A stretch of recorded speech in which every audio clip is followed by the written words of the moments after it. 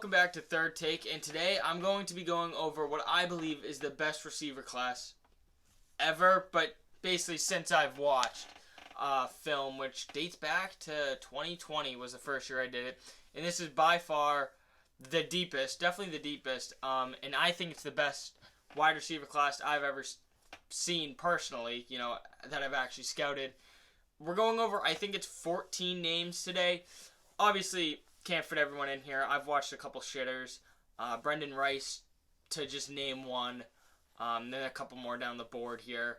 But we're just going to go down the whole list that I have here. This is in no particular order. My rankings, they will be released at some point within the next 2 weeks. So let's just get right into it. I'm going to start off with Malik Neighbors, who was the first player that I watched. Physical wide receiver, can make a catch through a hit, great feet, amazing deep threat. He can go up and get the ball. He plays a lot bigger than he actually is. When I first watched him, I thought he was like 6'2", 6'3". He's 6 foot flat, so he plays a lot bigger. Really good one-on-one coverage. Great footwork, great hard cuts. I mean, he's a hell of a route runner. Deep threat he's a deep threat. He's also a 3-level threat. Amazing speed. I think he ran 4.3 at his pro day. He sells double moves extremely well. Tough wide receiver. He can block, which is a big thing I look for you, not being weak in the run game. And then he's a nuts contested catch receiver. He's everything you want in a Z receiver. Although I think he could easily be an X receiver. He's everything you want in that typical Z role. And he was one of my favorite players to watch this year. Definitely a draft crush of mine. We're going to get to one that is by far and above my favorite wide receiver in a little bit here. But let's go with someone who's not one of my favorites, and that's Keon Coleman from LSU. 6'4", 216. He's a jump ball demon. Like, he makes a 50-50 ball, 70-30. I got serious concerns, though, about his route running and his speed. And his ability to get separation. Now, at the combine, he got up to 90 miles per hour. He ran a 4.640. Do with that what you will. I'm gonna listen to the 90 miles per hour. But then I was thinking more and more, if he can run 90 miles per hour, why can't he get open? Why can't he get separation? And that's a big, big issue. Is that maybe when he's covered, he actually doesn't get up to that. Yeah, he's not a really good route runner. He's good in blocking, blocks well. Like I said, ideal X height and weight. He's 6'4". He has the height to, go snatch a jump ball. Like I said, he has good speed. I still have concerns about that separation.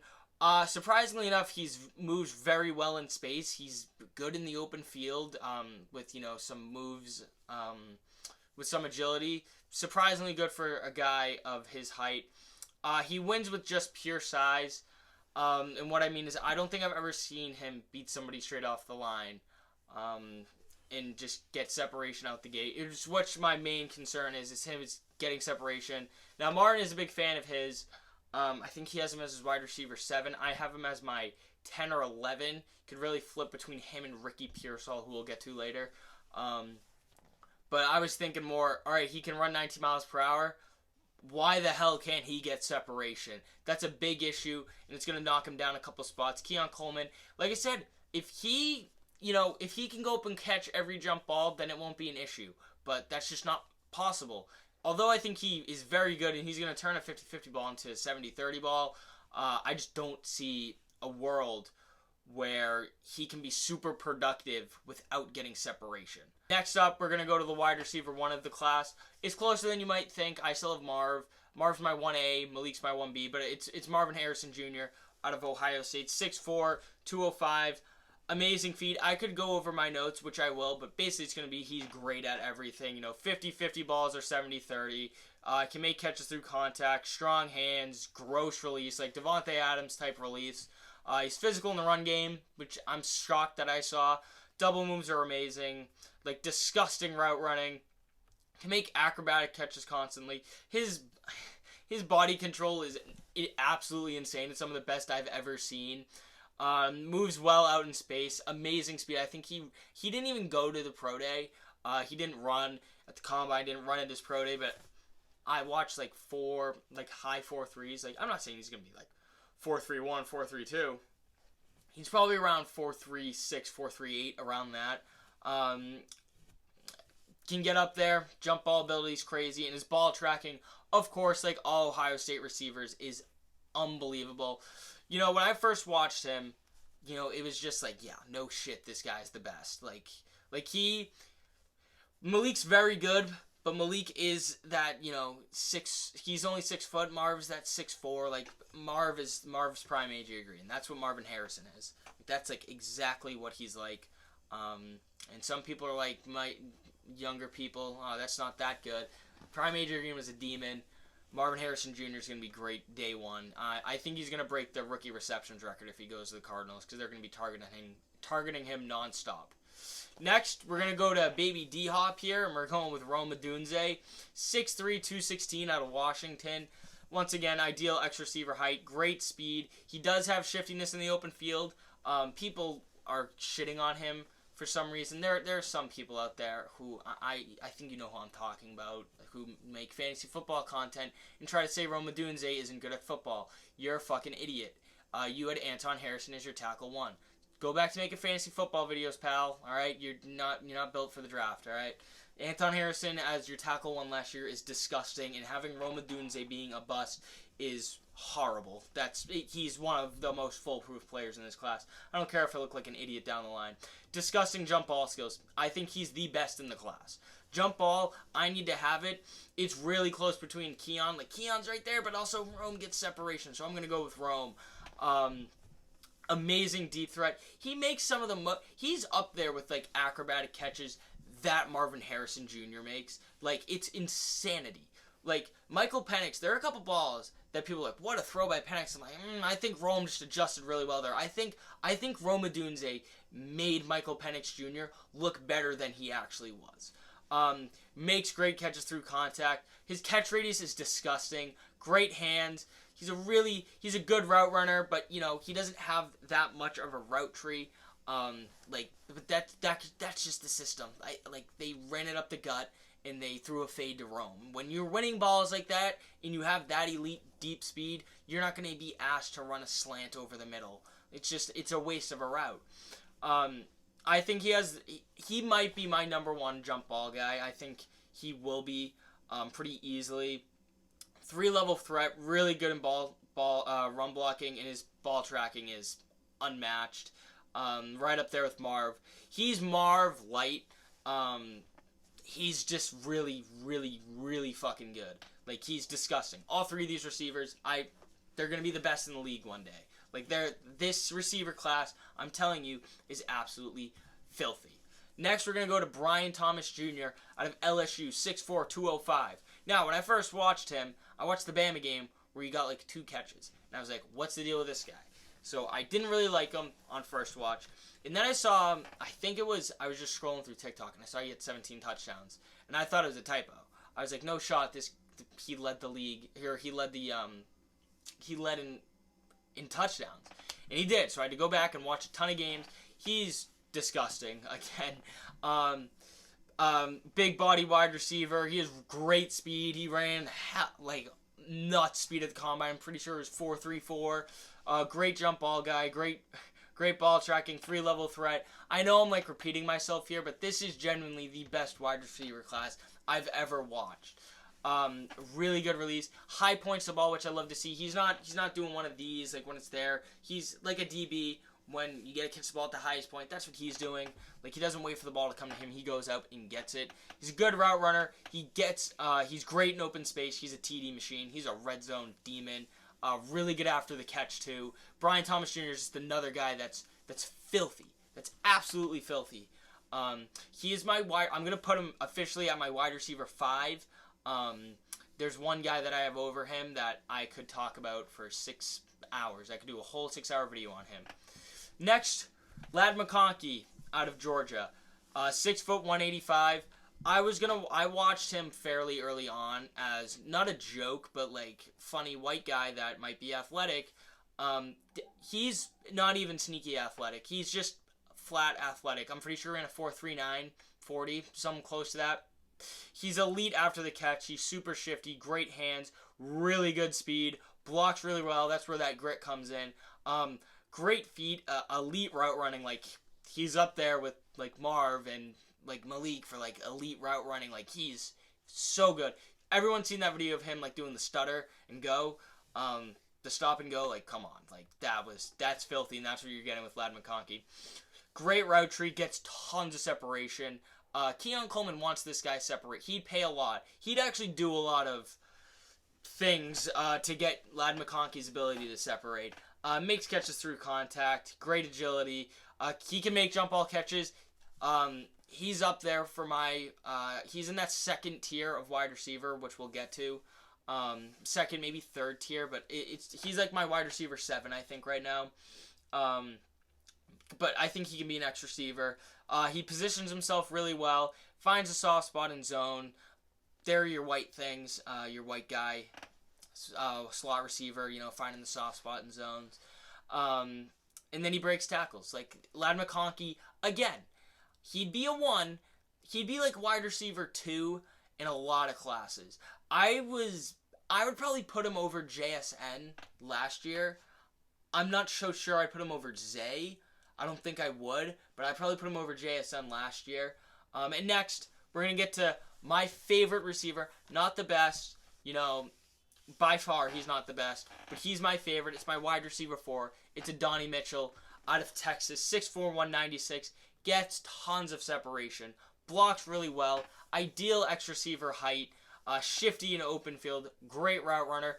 And people, I think, were shocked when he ran that fast at the combine. I think it was 4.3 something. Might have been 4.35, if I'm not mistaken. People were surprised because he just doesn't look super fast on tape, and it's just because he's so smooth on film. And he runs super smooth. Gets tons of separation, like I already said. He has a complete route tree, slants, ins, fades, posts, ins, outs, like anything you ask him to do, he can do. Great hands, amazing jump ball ability once again. He comes back to the ball, which I love to see. Great catch radius, makes catches through big hits, and fights through contact for extra yards. When I keep going through this wide receiver class, I'm just like, yeah, he could be a 1. Now, I'm going out on a limb here, and I'm saying AD Mitchell would be my wide receiver 1. Last year, pretty easily. I think he'd be the easy wide receiver 1 last year over Zay Flowers. And I'm going as far as to say, as he would be the wide receiver 1 in 2022, I'd have him over Drake London, Garrett Wilson, Olave, whoever you had as your 1. I like Adonai Mitchell over those guys based on my film watch. He's my favorite player, I think, in this draft. I love him to death. I hope I hope he falls to him at 34. Before the combine, that was a real possibility. After, not so much. But I'll talk about a guy later who's like A.J. Brown that I think the Patriots could really... that they could rewrite their wrongs of passing up on A.J. Brown on draft night a little later. And that's actually right now, I didn't know he was right there. But Xavier Legette out of South Carolina, 6'3", 227, or I'm sorry, 6'1", 227. I haven't updated his height from the Senior Bowl yet. He's 6'1", 227. He's big. He's hard to bring down. He's literally, like, people are like Deebo Samuel at first. He's not a lot like Deebo Samuel. We'll get to someone who's like Deebo Samuel a little bit later. But he's like A.J. Brown. Unbelievable jump ball skills. You watch 5 seconds of his film, you're seeing one of the best catches you've seen all college football season. He's that good. Great blocker, deep threat, really good route runner, great hands, great speed, complete route tree. The concern with him is his late breakout, and there's a lot of reasons for that, and I'm going to go back to a video that I watched, Brett Coleman. He lost both his parents before I think he was 17 years old. He got into a motorcycle accident. Like, a lot of stuff was holding him back, but once he got his shot, he exploded onto the scene. I think it was 1,400 yards this year. He's ridiculous. His accent is the best part about him. Like, it's real Southern, like... Hey Tyler from Huntersville, where he's real Southern. He's a 3-level threat, ridiculous acrobatic catches, really good size. Now, like I said, he did get knocked down a couple pegs at the Senior Bowl because he was only 6'1", and that 2 inches of difference is a big difference, because 6'3", 6'1", like, that's the difference between, he might be a Z to he's a definite X receiver. But I did the same thing with Rashee Rice last year, and I think I took too much off of him. I moved him down a little bit too much after the height, and not a great Senior Bowl. I'm not doing it this time. I'm not making the same mistake. Xavier Legette is that guy. He's A.J. Brown. He's super good after the catch. He has incredible speed. You've seen some of the highlights where he catches it and he's just gone. See you later. He's very good after the catch. He can make a man miss out in space. Catch radius, again, super good. Jump ball. His jump ball is actually 90-10. It's 90-10. He's that big to where he can box a guy out, and he has that much hops, that much size where he just mosses the guy. Really good body control, and he was used a lot on screens at South Carolina, so you can use him there. But yeah, I hope the Patriots pick him at 34. That's, my dream scenario is Drake May, A.D. Mitchell. Not too far off is Drake May, Xavier Legette. Xavier Legette is him. He's very, very good. Next, I'm going to talk about another guy who I think is very... No, I wouldn't say... I see him going like 21 to the Dolphins sometimes, and I just don't see that. I do see maybe a potential to be a 1, but more than likely he's going to be a 2. It's Xavier Worthy out of Texas, 6'1". It says 172 here. He might have weighed in at 166 at the combine. He's a really good route runner. Now, he doesn't run the most diverse route tree, but he's good at it. He's super shifty, makes catches through contact. I saw that on film. A lot of people said they didn't. I saw him make multiple catches through traffic. Makes people miss after the catch. Amazing burst off the line. Great releases. He has the dog mentality of like the little chihuahua barking out like the Rottweiler. Like, that's the kind of mentality that he has. Game-breaking speed. We all saw him run 4.21. And one thing I'll say to the people who are like, he's first round because of 4.21, I'm not saying remember John Ross, because they're two different players, and someone is eventually going to break the streak of shit wide receivers who ran really fast at the combine. C.J. Stroud broke the Ohio State quarterback curse, so it just happens. But what I want to say is, don't count his speed twice. I already knew he was super ridiculously fast, and for like a day or two I was like, I'll push him up a little bit, but then I'm like, yeah, but I already knew he had nut speed. I think I said he had like 4.25 speed, 4.21. Now 4.21 speed is the best ever, but don't count his speed twice, if you know what I mean. Soft hands, deep threat. Use him on screen and sweeps. Just get him out in space and just watch him go. Kind of just wind him up, watch him go. Tracks the ball well. I want to see him used over the middle a little bit more. I see why they don't do it, because if a linebacker lays a finger on him, he will fold into a million pieces and he'll be shattered. He needs to put some weight on. He's great out in space.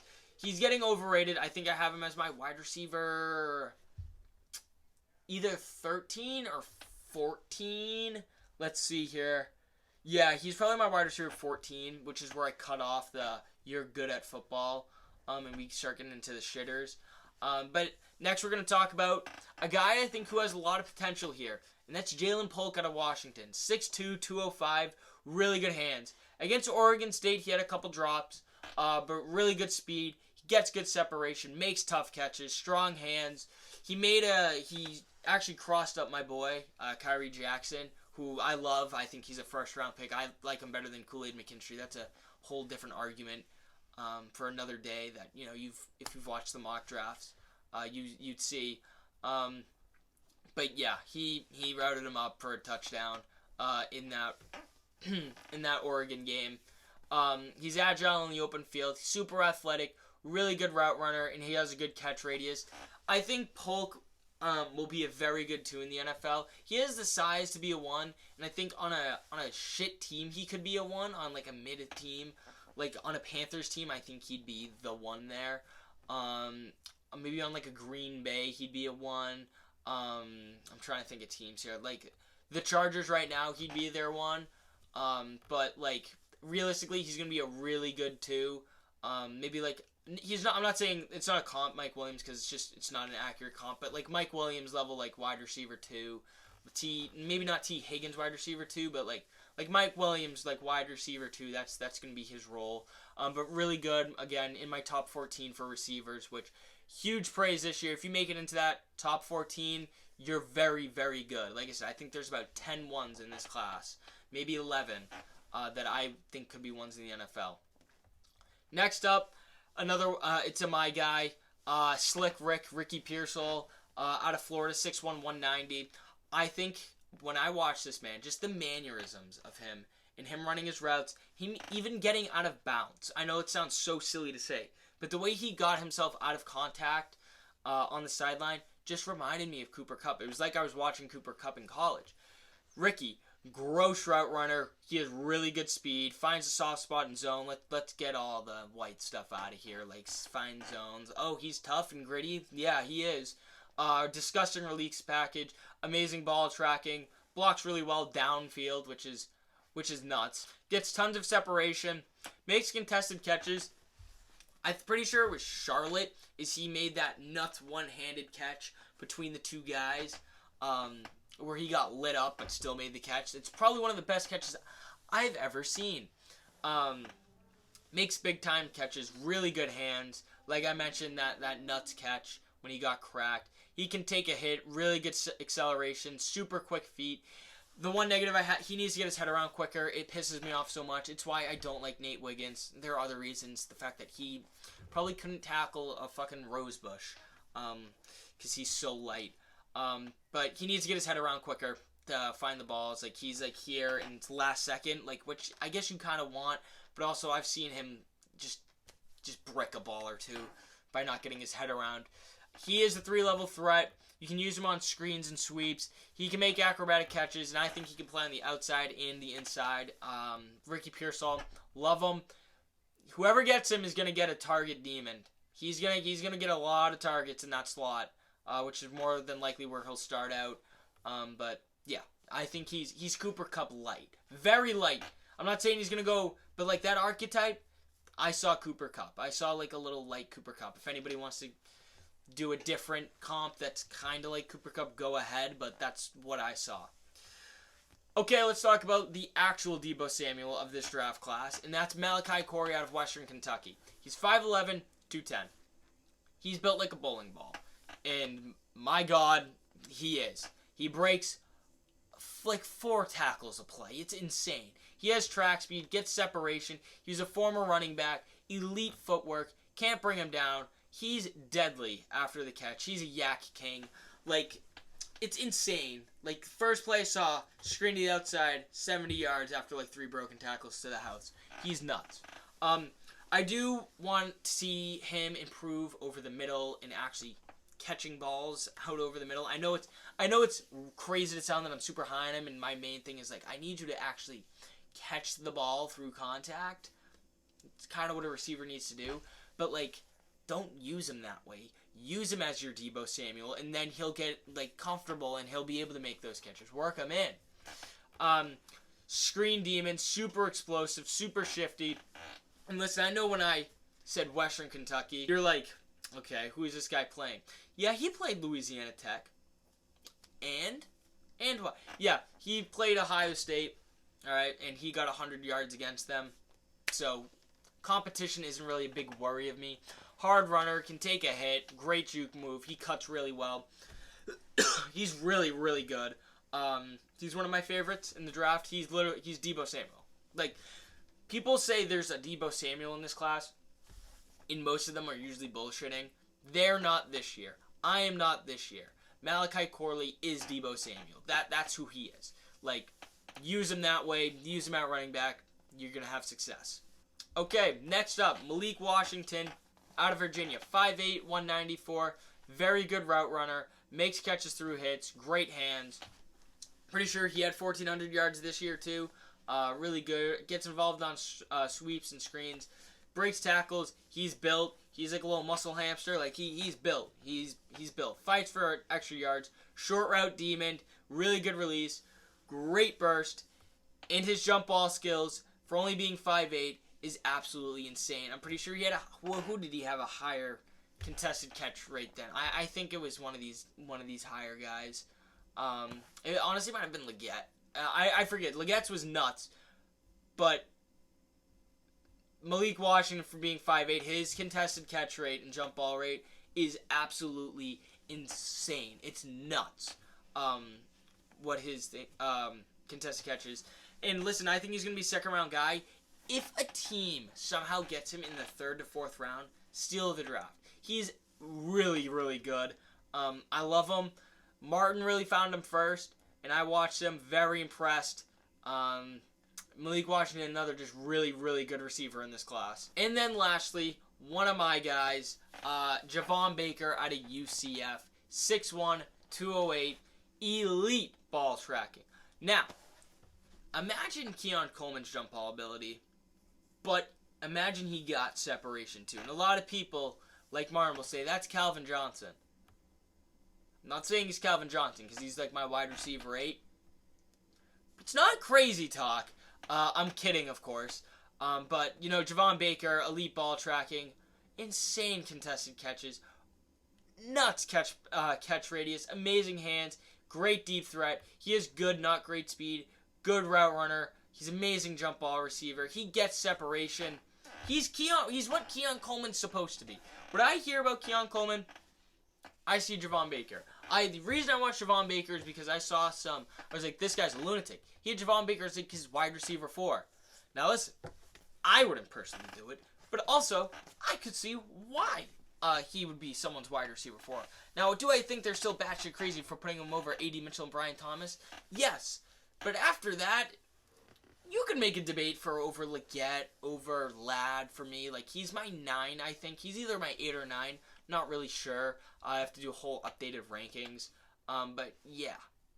He's Keon Coleman, but getting separation. So, yeah. Acrobatic catches out the ass. Like, great. He's a good, not great route tree. But doesn't really need it. So, but Javon Baker is just, once again, just another good receiver that's just going to kind of get lost in this draft class. I think he could be an Alpha 1 one day.